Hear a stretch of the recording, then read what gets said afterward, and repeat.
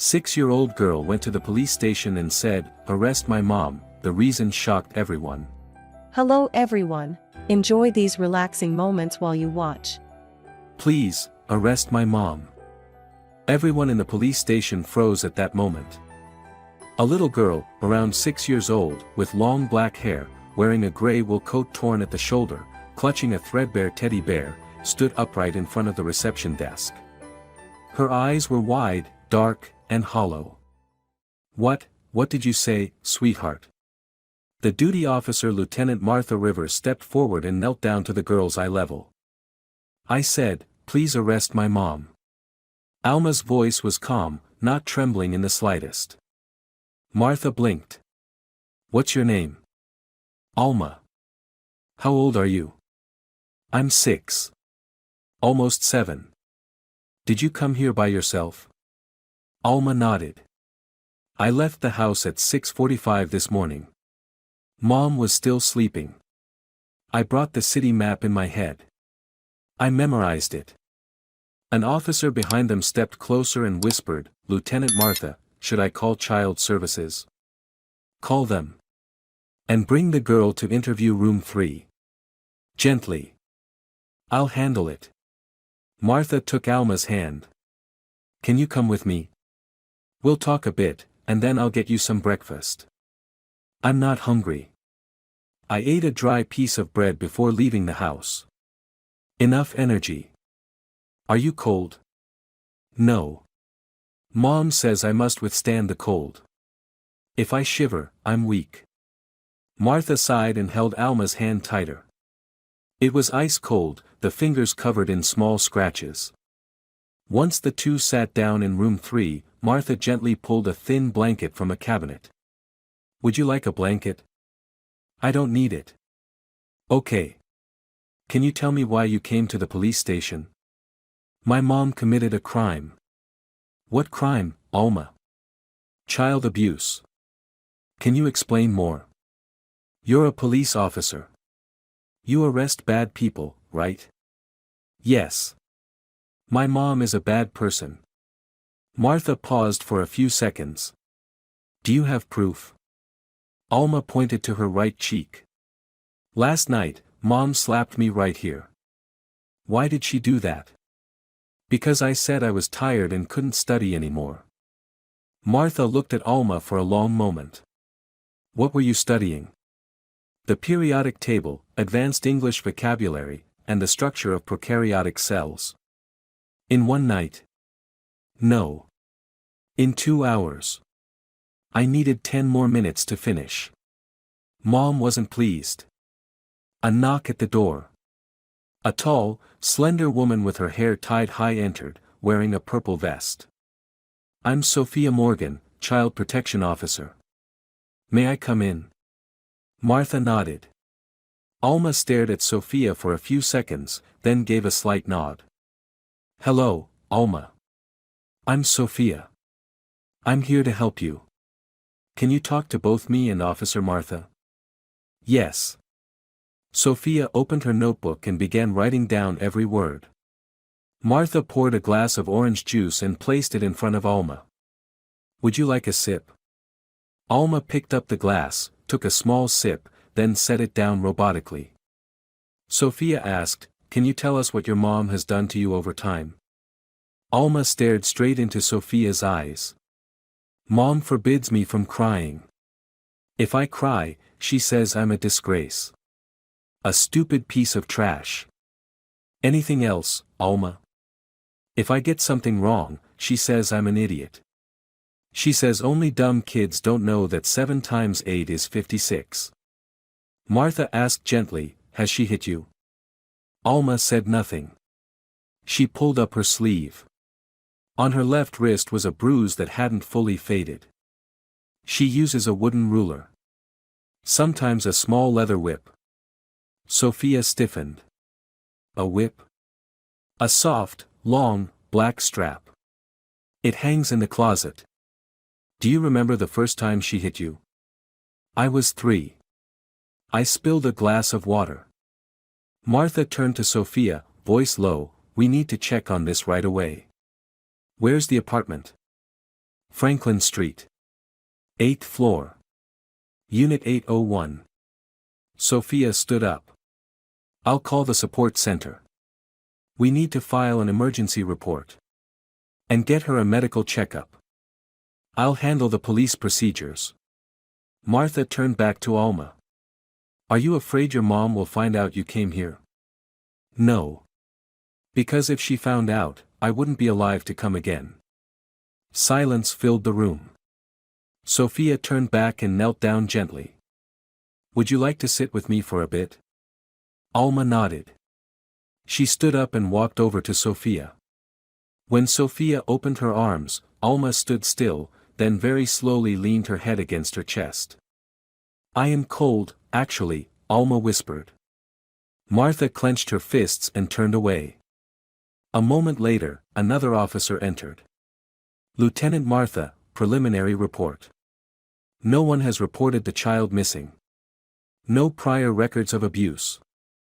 The mother's name is Laura Foster. She's a fairly well-known life skills coach on social media. Sophia frowned. That name sounds familiar. She has a YouTube channel, Iron Mother. Over 500,000 followers. Content's all about raising kids with strict discipline. Martha muttered through gritted teeth, "Oh God." Sophia looked down at Alma. Is your mom's name Laura? Alma nodded. Mom says discipline makes greatness. Without it, I'll become trash. A coordinating officer, Daniel Anderson, peeked in. Car's ready. We've got orders to inspect the apartment today. Thanks, Daniel, Martha nodded. I'll go with you. Sophia looked at Alma. Would you like to come with us to your home? No. I don't want to go back there. Martha spoke softly. We're just going to look. You can ride with me and don't have to go inside. Okay. Daniel looked at Alma for a moment. This kid, she doesn't seem like she's 6 at all. Martha said quietly, she's not allowed to be a child, Daniel. As the car rolled down the road, Alma sat silently, hugging the teddy bear that was missing one eye. Alma, does your bear have a name? Sophia asked. No. Mom says only weak kids talk to toys. I think you're a brave little girl. No. I'm just a kid who doesn't know how to be scared anymore. Alma, can you tell me more about your mom? Sophia asked as she adjusted her seatbelt. The girl remained upright in the back seat, not leaning against the seat, her hands placed over the teddy bear like she was guarding a dangerous object. Mom makes me study every day. 6 hours. Sometimes 7. Daniel glanced back quickly, 6 hours a day. For a 6-year-old? Since I was 3, Alma said without blinking. Sophia reassured her. I'm listening. What do you study? French alphabet, advanced English sentence structure, 3rd grade math, 7th grade chemistry. And behavior laws. What laws?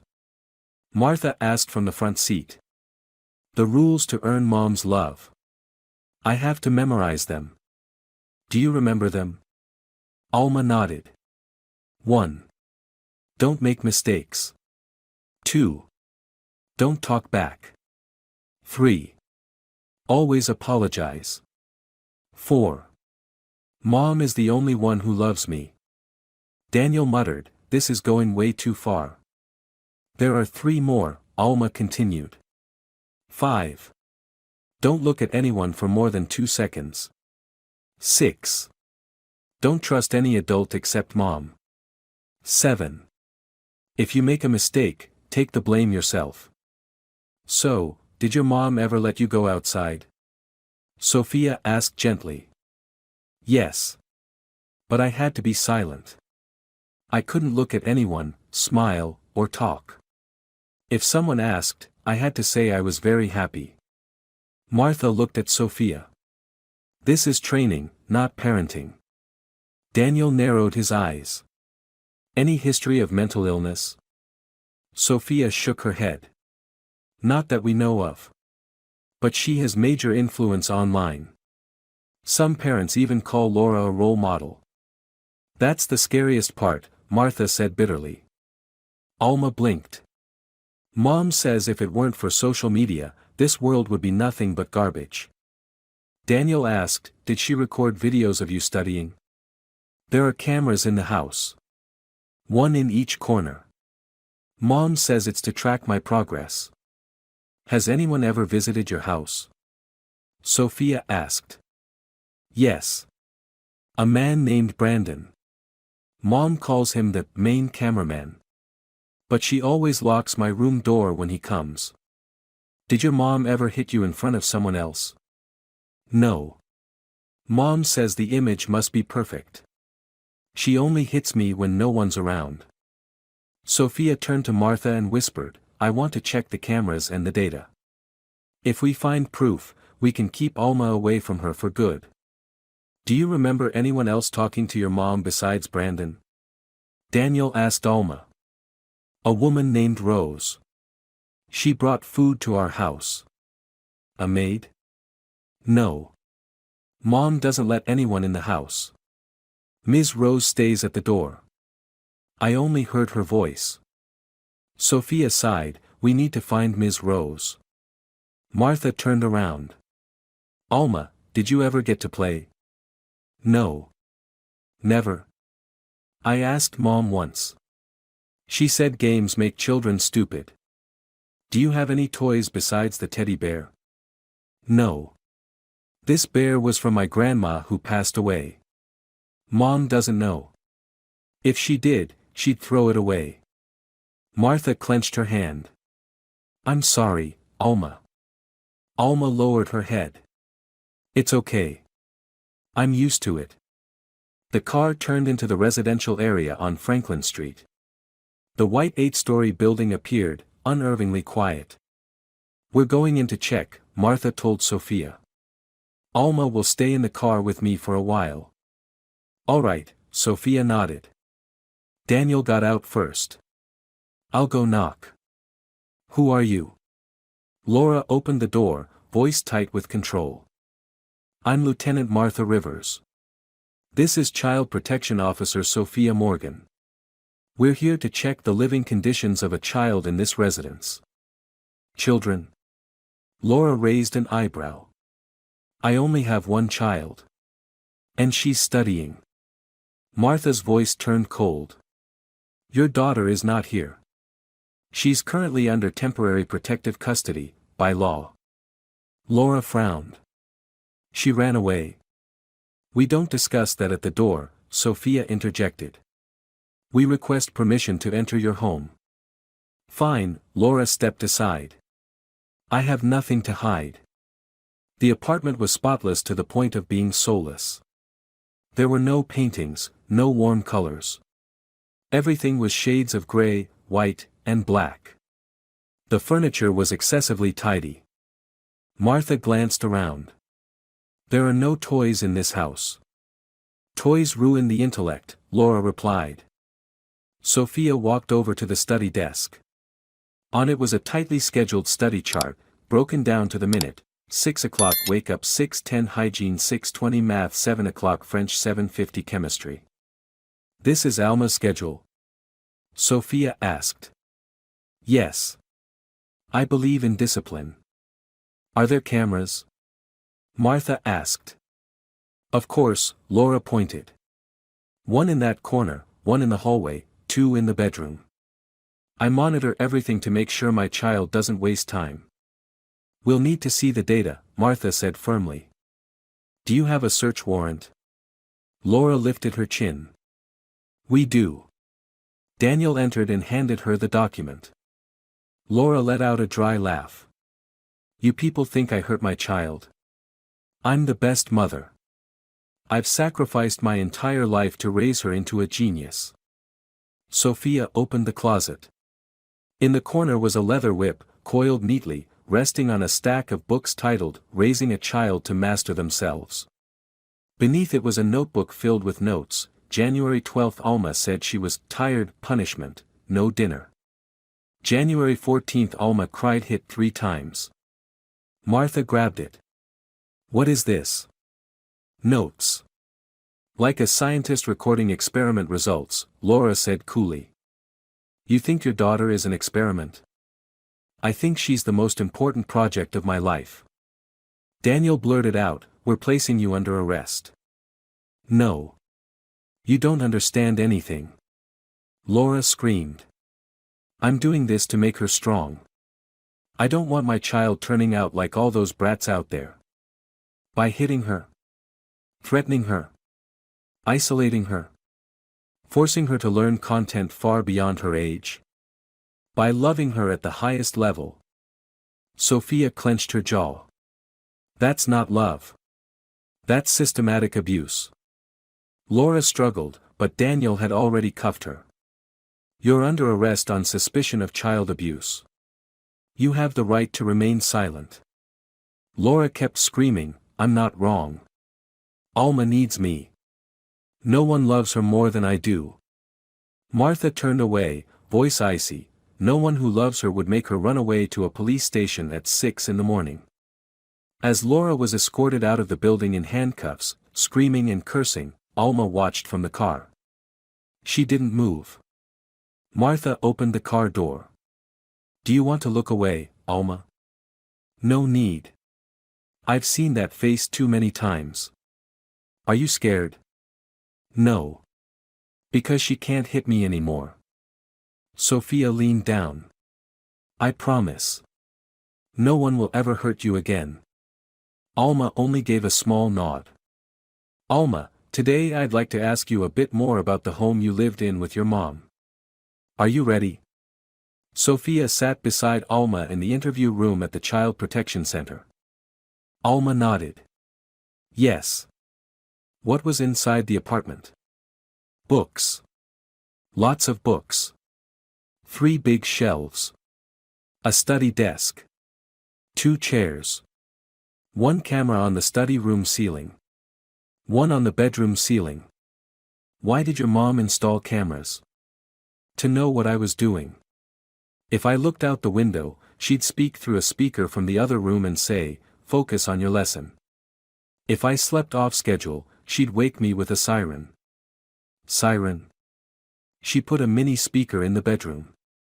If I slept late, the siren would play a fire truck sound. She said it was conditioned reflex training. Sophia glanced at Martha, who was sitting behind them, gripping her pen tightly. Did you get breaks between study sessions? Sophia continued. Yes. 5 minutes every hour. Mom called it a tactical break. But I couldn't lie down, drink water, or eat. I just had to stand and stare at the white wall to reset my mind. Did you ever tell your mom you were tired? Yes. When I was 4.5. And what did she say? That being tired means I'm a failure. She said, the weak get tired. The strong overcome fatigue. Daniel, who was also present for the interview, interjected, Alma, did your mom ever hug you? No. Did she ever tell you stories at bedtime? No. Did she ever say she loved you? Yes. But only if I scored 100% in my studies. Each time I got 10 out of 10 for 10 lessons in a row, she would say, I love you. If I got one wrong, she wouldn't say it. Martha was silent for a moment, then asked softly, and if you didn't get a perfect score? She would write on the board, you are not worthy of love. Sophia took a deep breath. Did you ever get to play anything? I once saw a picture of a game. A picture? In an English reading lesson. Mom showed me the image, then said, this is what ruins a child's brain. Did you ever ask your mom why you couldn't play? She said, this world isn't for weak children who like to play. It's for the best. And you are the best. And you, did you ever believe that, Alma? Martha asked. Yes. I used to. And now? Now I don't know anymore. Daniel suddenly asked, did you ever want to run away? Yes. Since I was 5. Why didn't you? Because Mom installed a combination lock on the door. I didn't know the code. Only when she was in a deep sleep could I undo the safety latch. That was the morning you came to the police station? Yes. Sophia took out a blank sheet of paper. Can you draw the room you lived in? Alma took the pencil and carefully drew a study desk, 3 bookshelves, 4 tiny cameras in the ceiling corners, and a blackboard with bold writing. You were born to be excellent. You are not allowed to be average. Is this real? Daniel frowned. There is a board like that. I read it every morning when I wake up. Where's your bed? Sophia asked. There's no bed. Mom said beds make people dependent. I sleep on a hard mat with 1 blanket. Why? Mom said, to harden the mind, you must harden the back. Martha clutched the case file in her hands. I've never seen a parenting method this horrifying. Can you tell us about your morning routine, Alma? Sophia asked. I wake up at 6. I have to stand still for 3 minutes to activate my willpower. Then brush my teeth for exactly 2 minutes and 30 seconds. Wash my face with cold water. If I'm even 1 second late, Mom makes me right. I don't control myself, so I don't deserve to be loved, 50 times. Did you write that a lot? Twice a week. What about breakfast? Dry bread, or unsweetened oatmeal. If I didn't memorize the previous lesson, Mom would skip my breakfast. She wouldn't let you eat? No. Daniel gently tapped the table. I can't wrap my head around this woman. Martha whispered, she turned parenting into psychological torture. Did you ever see anyone else in the house besides your mom? Sophia asked again. No. Mom said outsiders would poison the soul. I didn't have friends. No neighbors talked to me. Did you ever feel sad, Alma? I don't know what sad feels like. You've never cried. Whenever I cried, Mom would record it. Then make me listen to it. Then ask, do you hear how stupid and weak you sound? Martha muttered to herself, this is psychological abuse, not education. Sophia gently placed a hand on Alma's shoulder. Do you remember the last time you were sick? When I was 6. I had a mild fever. Mom didn't let me take medicine. She said, your immune system must train itself. I had to study like normal. If I slumped over the desk, she would record it and make me watch it that evening. What did she do with those videos? I don't know. Once I heard her tell Mr. Brandon, this clip needs a segment of the child dozing off to show the consequences of weakness. Sophia turned to Martha. I think we need to access her computer data. Daniel nodded. I've already sent it to the digital forensics team.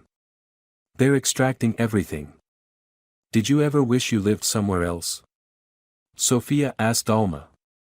Alma was quiet for a long time, then slowly said, I used to imagine, if I were somewhere with colors, with trees, with laughter, maybe I wouldn't feel like my heart was breaking every time I heard Mom's footsteps.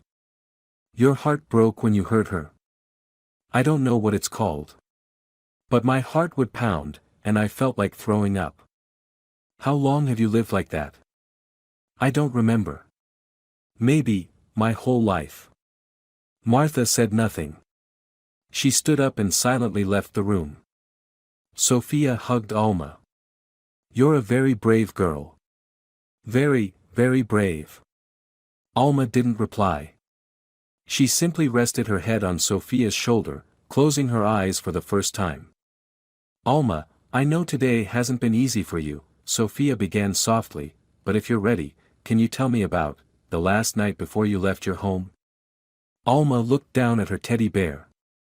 It was Sunday night. What happened? I didn't want to study anymore. Sophia slowly nodded. Why not? I was too tired. I was sleepy. I couldn't even see the letters on the page. My eyes were burning. And you told your mom? I said. Mom, I can't study anymore today. Can I catch up tomorrow? Daniel, who had volunteered to record the interview, frowned. And how did she react? I didn't even finish the sentence. She closed the book. Then went into the kitchen. To do what? She cut the computer charger cord. The white one. What did she say? Martha interrupted. Alma took a deep breath.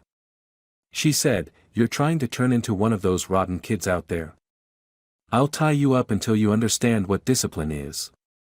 Sophia's voice cracked. She actually tried to tie you up with the cord?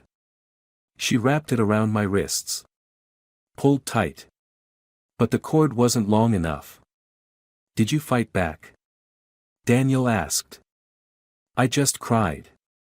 Mom shouted, "Don't cry. Only animals whimper because they have to learn." Then she threw the cord on the floor. She went to her room and slammed the door shut. Martha clenched her jaw. She didn't hit you right then? No. But Mom said, "If you still don't memorize your lesson by tomorrow, I'll really tie you up. And this time, I'll use a tougher cord." Sophia stayed silent for a moment before asking, "What did you do afterward?" I didn't dare sleep. I was afraid she'd come back. I quietly crawled into the wardrobe. Sat between the coats. I held my teddy bear in my hands. Then I fell asleep. Were you cold? Martha asked. Yes. But if I cried, Mom would hear me. I didn't dare cry. Daniel was stunned, a 6-year-old hiding in a closet to sleep, afraid of being tied up with a charger cord. My God. I slept sitting up, Alma continued. Mom never let me lie down without permission. So what did you do the next morning? Sophia asked. I woke up while it was still dark. I walked very quietly. Mom was still asleep. I grabbed my coat, my teddy bear, and stepped outside. I remembered the city map Mom taught me. I walked straight to the police station. Weren't you afraid of getting lost? No. I memorized the names of every street. Mom said, "Don't rely on anyone. Save yourself." You really did save yourself. Martha whispered. Alma looked up at her. But why do I still feel scared? Because you're still a child, Sophia placed a hand on Alma's. You're allowed to be afraid. Caroline, a new staff member at the center, knocked gently and entered. Sorry to interrupt. I brought some warm milk for Alma. And some cookies. Alma looked at the tray, then at Sophia. You can eat if you want to.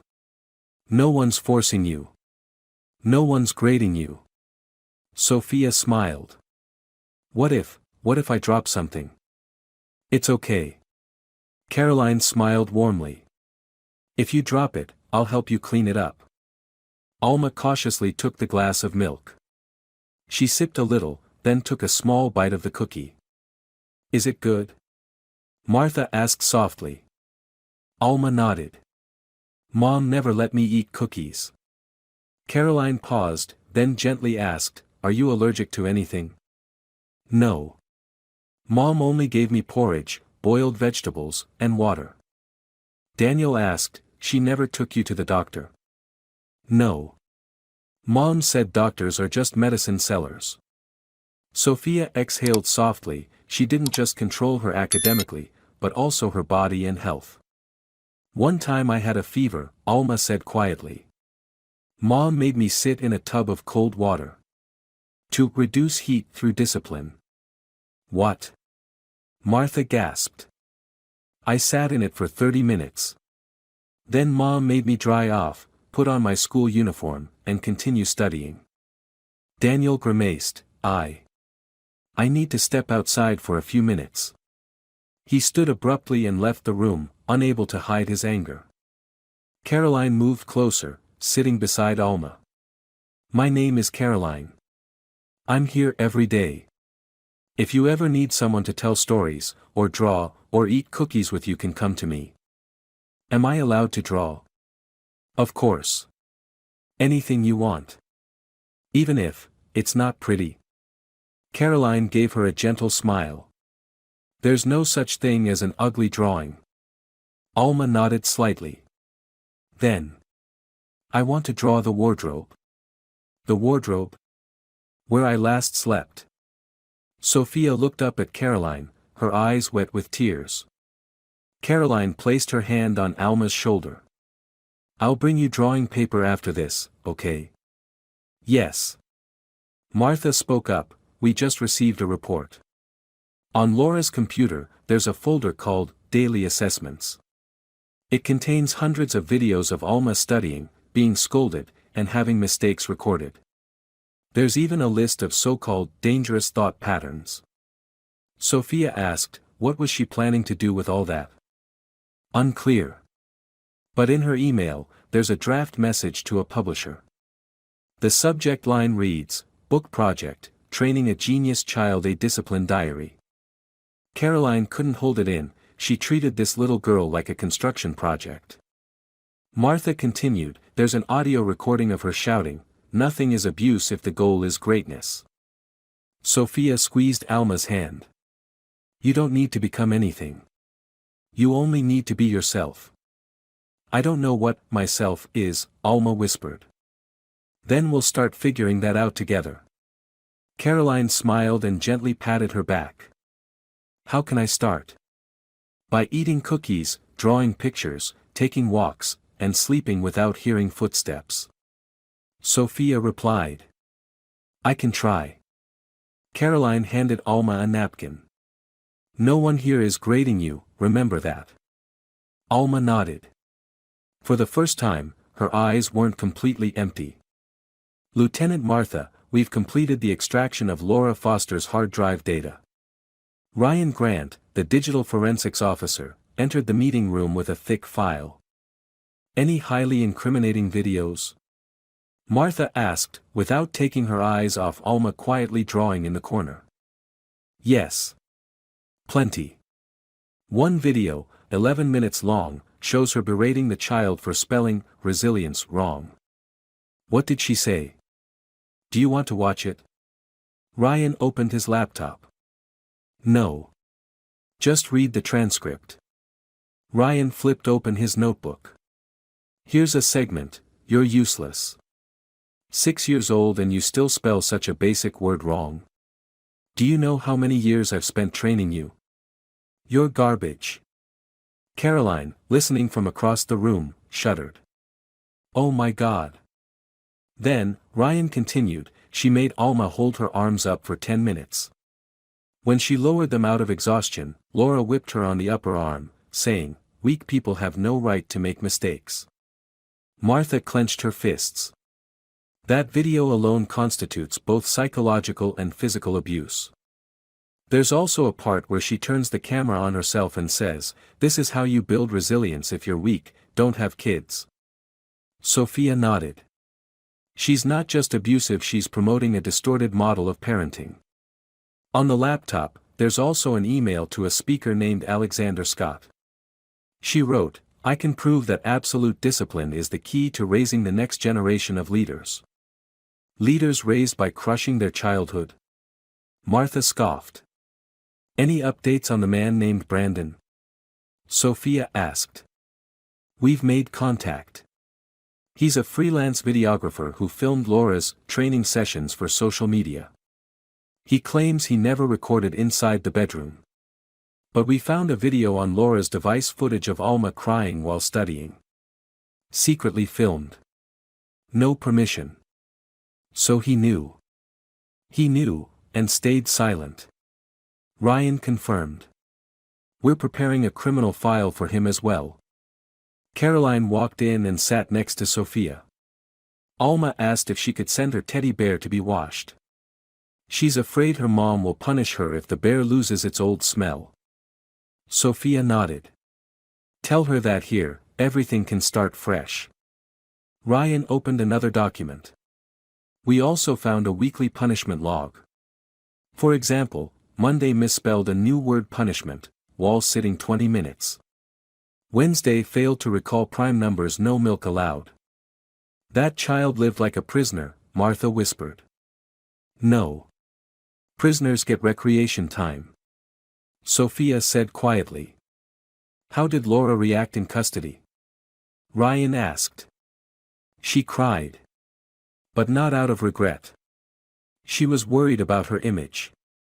She kept asking if anyone was recording or if it would make the news. Martha shook her head. Should I investigate her social media accounts? Ryan continued. Yes. Especially the parenting groups that followed and tried her methods. Caroline chimed in, there were really people who followed this? Yes. Sophia nodded. Some comments on her videos said, I made my kids stand against the wall, and they're learning faster. Or, thanks, Laura.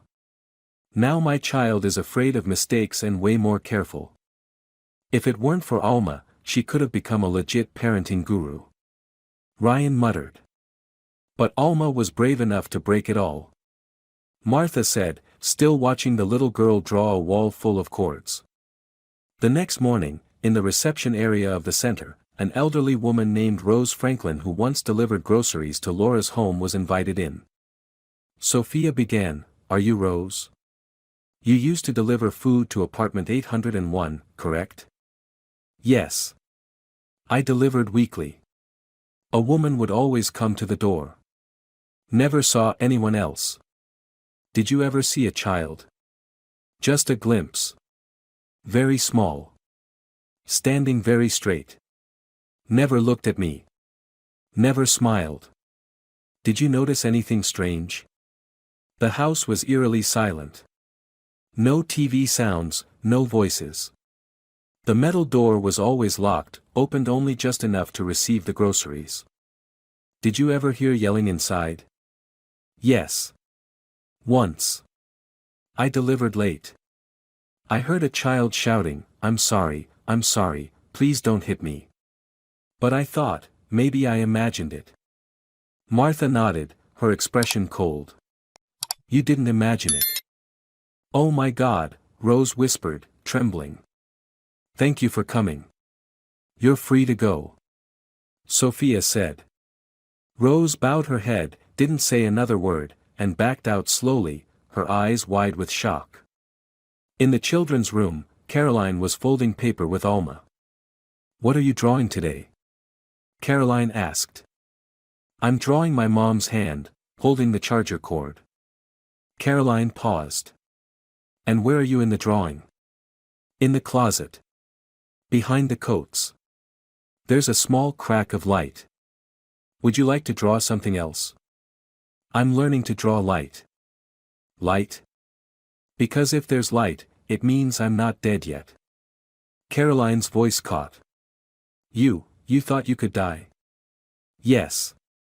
One time, Mom said, if you can't learn, you'll die like your father. Your father?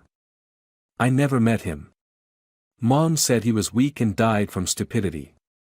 Sophia stepped in just in time, silently listening to every word.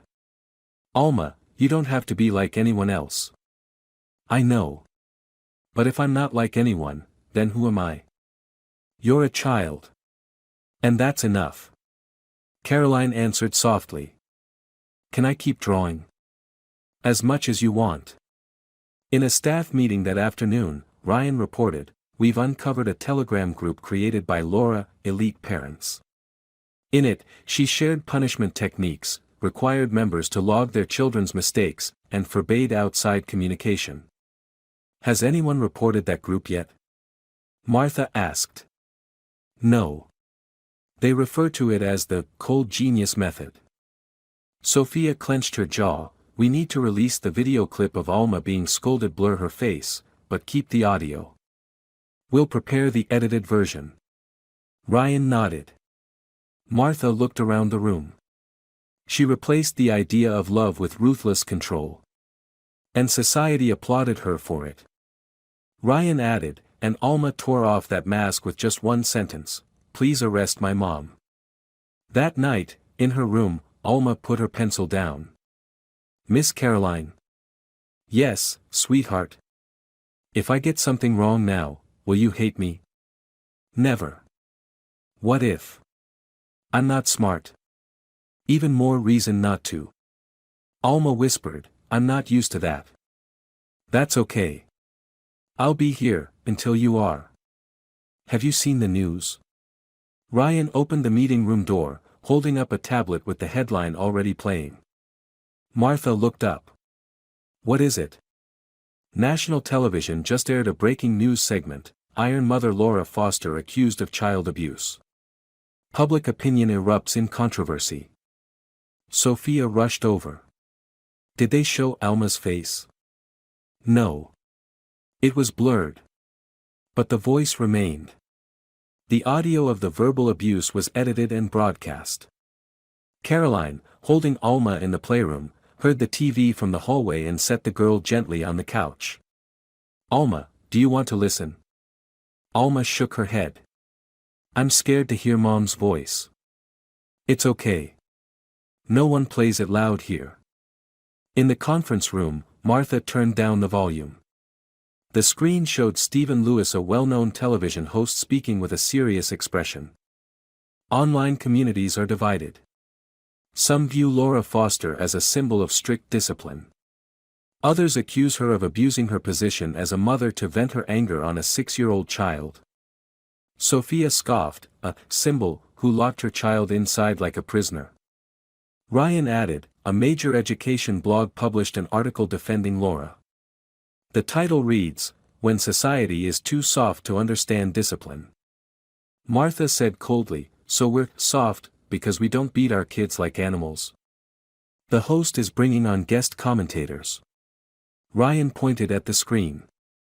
Stephen, welcome, Ms. Veronica Bennett, education expert. What's your take on this case?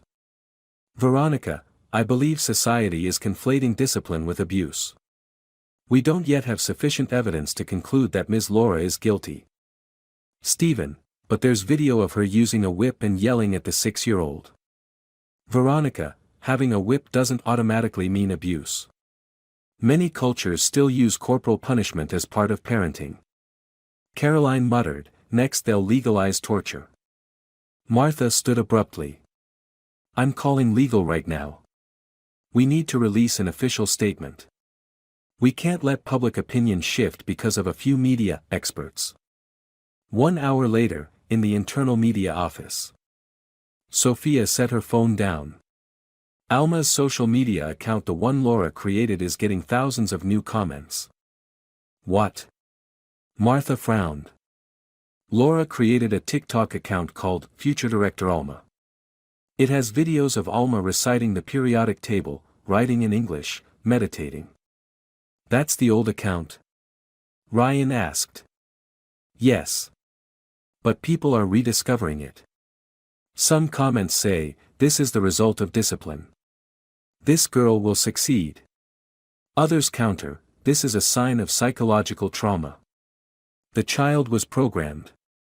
Martha turned to Ryan. Can we get it taken down? We'll have to submit a request to the platform. It'll take time. Caroline entered. Alma just asked what discipline means. She heard the word on TV. Sophia sighed. What did you say? I told her, it's something adults say when they don't want to hear children tell the truth. Ryan stood up. I think it's time Alma spoke for herself. Anonymously. Just a short voice message. No, Martha objected. She's still too young. But without a counter voice, public opinion might turn again. Sophia considered. Only if Alma wants to. No pressure. That afternoon, Alma sat with Sophia in a quiet room. A small microphone lay on the table. Alma, would you like to say something to the people watching those old videos of you? Sophia asked gently. Those videos were from when I was forced to study, Alma whispered. That's right. But some people don't know that. They think you were happy to be good at studying. I wasn't happy. You can say that. Just a short message. Alma nodded.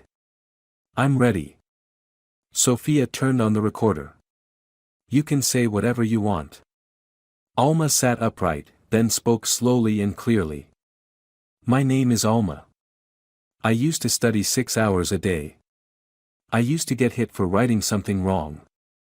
I used to sit in a closet because I was afraid of being tied up. My mom said that was love. But I didn't feel loved. I felt like a chair. Sat on. Forgotten. Very lonely. Sophia turned off the recording, eyes wet with tears. You did so well. Can I erase all the old videos? I promise. One day, all of that will be gone. The next morning, the short audio message was broadcast on the morning news. The voice was altered to protect identity, but the emotion couldn't be hidden. Stephen Lewis began. We've received an audio message from the child at the center of the Laura Foster case. For protection, their identity remains confidential. But every word spoken sends chills down the spine. Veronica Bennett, who had previously defended Laura, appeared again, this time visibly subdued. Stephen asked, Ms. Bennett, what do you think after hearing that? Veronica lowered her head. I was wrong. Caroline turned to Martha. Someone admitting they were wrong. That's at least a good sign. Martha nodded. But who can undo the damage Alma has suffered? Meanwhile, social media exploded in the opposite direction. Ryan Reed allowed some comments. Oh God, I used to think she was a great mother. Now I feel like an idiot. I made my kid study using Laura's clips. I deeply regret it. Protect Alma. Don't let her grow up thinking love equals pain. Sophia gave a tired smile. At least now the girl has people standing with her. In the art room, Caroline handed Alma a new drawing pad. Do you want to try drawing something new? Alma shook her head. I want to draw myself. But without the whip. Without the desk. What will there be instead? Light. And sky. Caroline sat down. I'll stay right here until you finish drawing. Miss Caroline. What is it, Alma? If people love me because I told them I was hurt, then if I stop telling it, will they still love me? Caroline choked up. They love you because you're brave. Not because you're broken. I'm still scared. I know. But from now on, you're not alone. Alma hasn't spoken all morning, Caroline said to Sophia in the observation room. She's not talking, not eating, not smiling. Not even drawing. Did she see last night's news? Martha asked. No.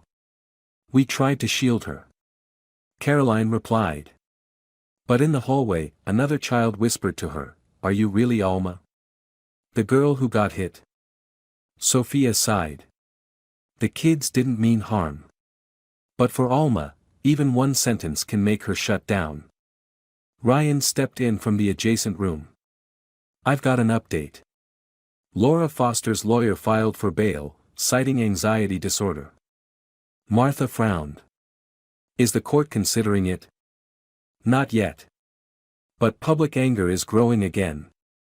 Some parenting groups are blaming the system, saying the child was too weak, which is why she felt abused. Too weak. Caroline shot up. Who's strong enough to be called useless every day? Sophia placed a hand on her shoulder. Stay calm.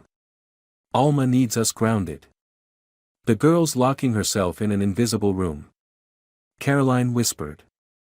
That afternoon, Alma sat alone in the playroom, where the late sun filtered through the glass, like stains of memory. Caroline entered, carrying a box of crayons. Would you like to color? Alma shook her head. Draw. Shake. Want me to sit with you? Silence. Caroline sat beside her without another word. After a long moment, Alma quietly asked. Does this room have cameras? No. No one here is watching you. What if I scream? Will someone hear me? Yes. Me. Sophia. Martha. People who love you. Alma was silent for a long while. Then suddenly asked.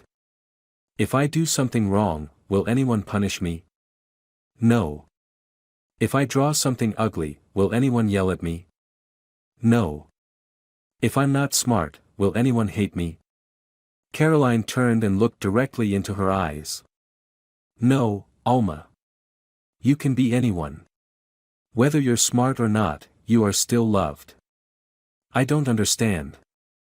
That's okay. Understanding takes time. But I'll be here, waiting until you do. Alma clutched her teddy bear tightly and whispered, I'm so tired. But I'm scared to sleep. Why? I'm afraid when I wake up, Mom will be standing by the bed. Caroline didn't answer. She quietly unfolded a soft blanket and laid it over Alma's shoulders. You can close your eyes. I'll keep watch. That night, in the meeting room, Martha placed a fax on the table. Bail request denied. Laura will be detained pending trial. The first hearing is expected in 2 weeks. Ryan nodded. Good. But the lawyers are still clinging to the idea that she didn't cause severe physical injury. And the videos don't clearly show the whipping. Martha sighed. I'm worried. Sophia cut in, I'm not worried about court. I'm worried about Alma. Caroline entered, looking exhausted. The girls started asking about the concept of normal. She asked if she's a strange child. What did you say? Ryan asked. I said, what is normal, if you've spent your whole life learning that crying isn't allowed? Martha spoke in a low voice. She's experiencing trauma in the form of normalizing pain. Even more dangerous if left untreated. Sophia agreed. Has a psychologist been assigned yet? Ryan asked. Yes. Dr. Juliana Thompson. She's worked with severely abused children before, Martha replied. Caroline exhaled softly. Let's hope she's enough. The next day, Alma was brought to the counseling room. Dr. Juliana Thompson, mid-40s, curly hair, warm deep voice, was already seated, waiting. Hello, Alma, she began gently. I'm Juliana. I'm just here to talk. No tests, no judgment, no prying. Alma nodded slightly. Do you want to sit on the chair or the floor? The floor. Okay. Juliana sat cross-legged too. Have you ever felt like a wall? A wall? Standing still. Not speaking. Not listening. No one knowing what's inside. Alma whispered, I really don't know what's inside me. I do. Inside you, there's an empty room. Because no one ever let you put anything in it. Can I put something in there now? I have a few ideas. I can help you put in a laugh. A dream. A song. A hug. Alma stared at Juliana. Then very softly, can I put the color purple? Why purple? Because I was never allowed to use purple. Then today, let's place the first streak of purple inside that room, okay? Alma nodded. Juliana took out a box of crayons. She handed her the purple one. Here. Alma took it. Her hands trembled. What if Mom sees? Your mom isn't here. Only you. And purple. At the end of the day, Sophia found a piece of paper on Alma's art table. It was a window frame, and outside, pale purple seeped inward. Caroline saw it and gently asked, how did she draw? No ropes, no whips, no shouting, Sophia choked up. Just a window and light. Sophia nodded. Before bedtime, Caroline sat beside Alma's bed. You can say one sentence before sleeping, if you want to. Alma looked up at the ceiling. Then very slowly, very quietly. If I'm not smart, will I still be loved? Caroline wept silently, so Alma wouldn't see. She took the girl's hand and replied like a vow. Yes. You'll always be loved. Not because you're smart. But because you're you. Alma, someone new wants to meet you today.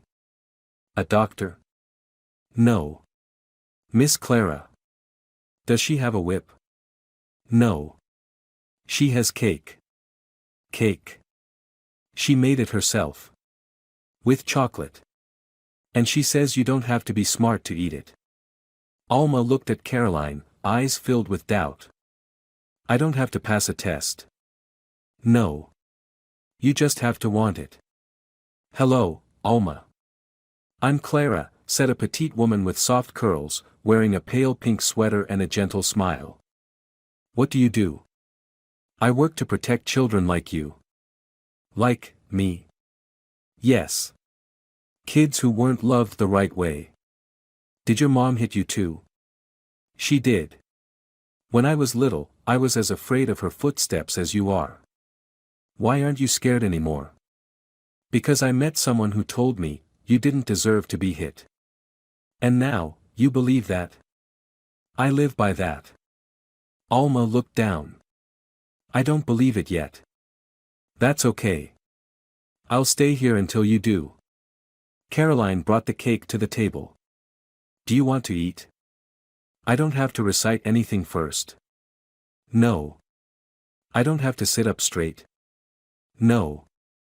I don't have to say thank you before. Clara smiled. Only if you want to. Alma picked up a slice. Touched it. Examined it. Then took a small bite. Her eyes widened. It's good. I make it every morning. If you like it, I'll bring more. Mom never let me eat things like this. Well, now you can eat it whenever you want. Do I have to pay for it? No. It's a gift. Just because. I exist. Exactly. Sophia stood at the doorway, watching Clara tell Alma a fairy tale in a slow, soothing voice. Once upon a time, there was a little bird who lived in an iron cage. Like me? Yes. The bird didn't know how to fly. It thought all wings hurt. Because it had never really flown. Because it was never taught that flying is natural. What happened then? One day, the door opened. The bird trembled as it stepped out. But it didn't fly. It was scared. Did it ever fly? Yes. But it took time. And someone beside it said, fly. And if you fall, I'll catch you. No one's ever said that to me. Now you have me. On Monday morning, Alma came to the playroom earlier than usual. Where's Clara? She's in the kitchen, baking. Will she tell more stories? Yes. Every day, if you want. Alma walked to the table and grabbed a crayon. I'm drawing the bird in the cage. And then? I'll draw the door open. Is the bird flying yet?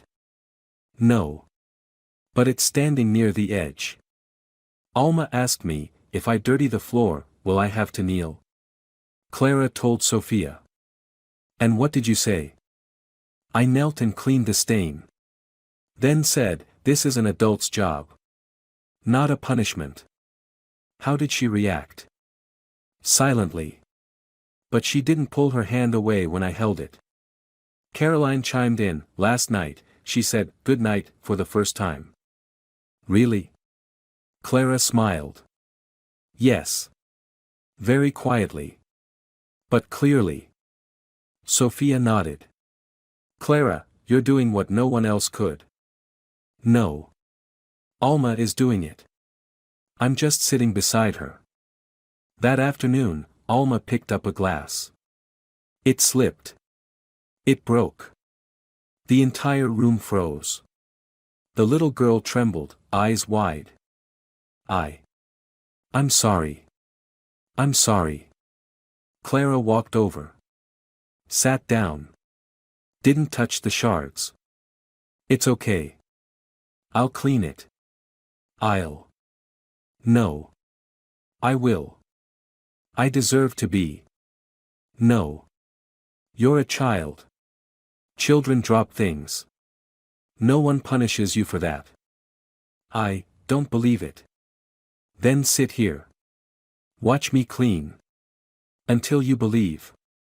Alma sat. Eyes watery. No one said a word. When the last shard was cleared, Clara turned to her. Do you want a hug? I'm allowed to. Yes. Alma nodded. Clara opened her arms. The girl ran into them, sobbing. For the first time, Alma cried. I'm so scared. Cry. No one here forbids tears. That night, Alma handed Clara a drawing. What's this? My drawing. Clara unfolded it, a sky, a little bird standing on a branch, and far in the background, a broken cage. Who is the bird? Me. Who else? That's you. Alma pointed to a circle nearby, with curly hair and an outstretched arm. What does this say? I want to stay with Miss Clara forever. Clara hugged Alma tightly. I want that too. In the meeting room, Martha laid a new case file on the table. Laura's lawyer dropped part of her defense. Public pressure is overwhelming. Is there a preliminary sentence yet? Ryan asked. Not yet, but the prosecution is recommending 8 years in prison, plus a restraining order against Alma until she turns 18. Caroline nodded. Then Alma is safe. Not yet, Martha said seriously. One step remains, deciding who will be her legal guardian. Sophia glanced at Clara. Did you submit your adoption application? Yes. I can take care of her. And we have every reason to believe you're the best fit. Martha smiled. Ryan flipped through the file. There will still be evaluation psychological, living conditions. I'm ready for every test. Clara said firmly. The following week, Alma held Clara's hand as they entered a meeting with the child welfare officer. Do you want to live with Miss Clara? The officer asked. Yes. Why? Because when I'm with her, I don't need to be smart. I just need to be me. And how does that make you feel? Loved. The officer nodded and recorded it in the file. Later that day, Clara pulled a small cake from her bag, with Alma written in white icing. Do you know what today is? No. Today is the day you start over.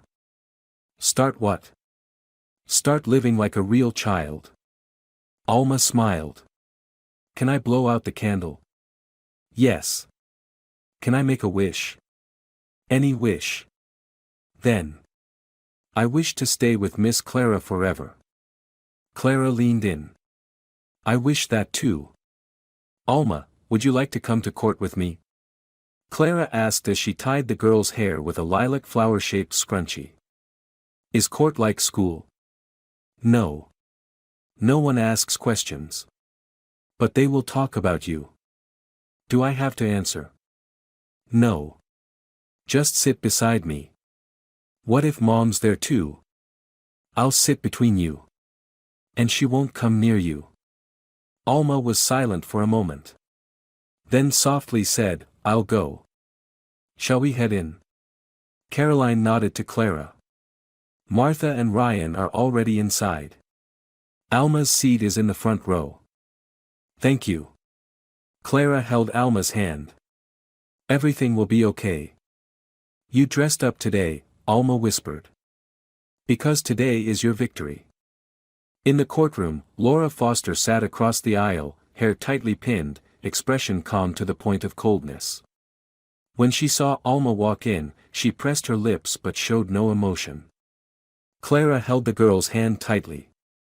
Alma stood straight, an old reflex returning, then stepped back and leaned against Clara. It's okay, Clara whispered. You don't have to prove anything. Just be here. The judge banged the gavel. The hearing began. The prosecutor stood. Your Honor, Today we present a serious case of both physical and psychological abuse of a minor by the defendant Laura Foster. We have video evidence, witness testimony, medical records, and most notably, an indirect confession from the defendant herself in a letter to a publisher. Laura's attorney objected, an unsent letter does not constitute admissible evidence. The judge interrupted, the court will review. Proceed. Ryan took the stand. I personally extracted data from the defendant's computer. The videos show her using a whip, restricting food, monitoring the child through cameras. There was a detailed daily punishment log. Sophia presented the psychological report. The child displays symptoms of prolonged trauma. She cannot distinguish between love and punishment. The first question she asked upon entering the center was, "If I'm not smart, will I still be loved?" The judge turned to Laura. "Does the defendant have anything to say?" Laura stood up. "I have no regrets. I tried to create an exceptional child. If you believe that's wrong, then my only mistake was loving too much." Martha whispered quietly to Clara, "She doesn't understand what love is." Prosecutor, the defendant has just equated controlling behavior with love. The court should consider the risk of recidivism. Alma gripped Clara's hand tightly. "Miss Clara, if Mom goes to jail, will she get hit too?" "No. But she'll learn that no one has the right to hit another person, not even a mother." An hour later, the judge returned after deliberation. After reviewing all the evidence, the court declares the defendant, Laura Foster, guilty of child abuse. She is sentenced to 8 years in prison and is forbidden from contacting the victim for an indefinite period, starting today. Laura jumped up. "I'm the best mother. I'll write books from prison. I'll prove this society is wrong." Court officers held her firmly by the shoulders. The judge banged the gavel. "Order in the courtroom." Alma watched her go. She didn't cry. She didn't tremble. She simply asked in a small voice. "So? I don't have to go back anymore?" Clara bent down and hugged her.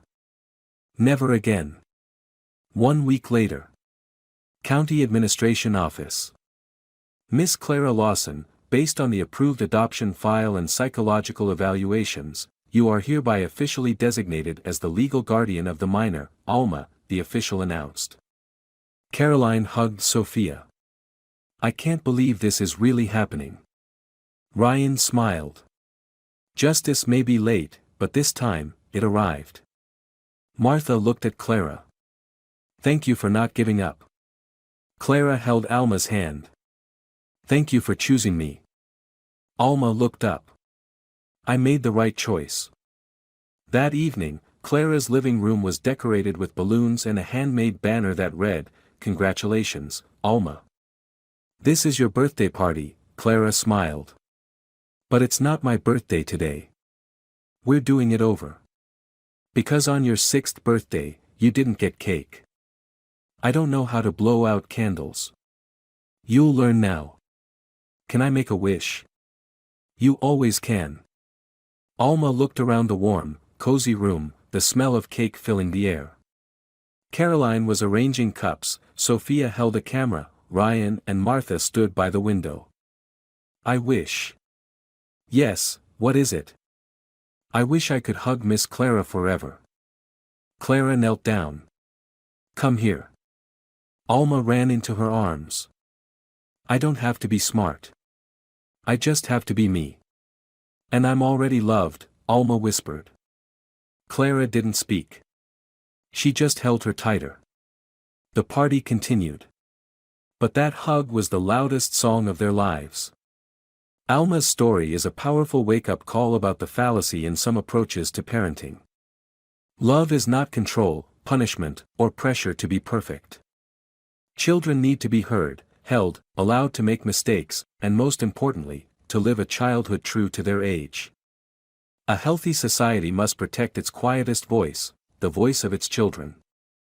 The greatest lesson is this. No success is worth the cost of a child's wounded soul. And no one deserves to be loved because they are gifted. but simply because they are human. If you enjoyed this story, we invite you to give it a like and subscribe to our channel. Your support motivates us to keep bringing heartwarming stories almost every day. We are very grateful for your support. See you soon.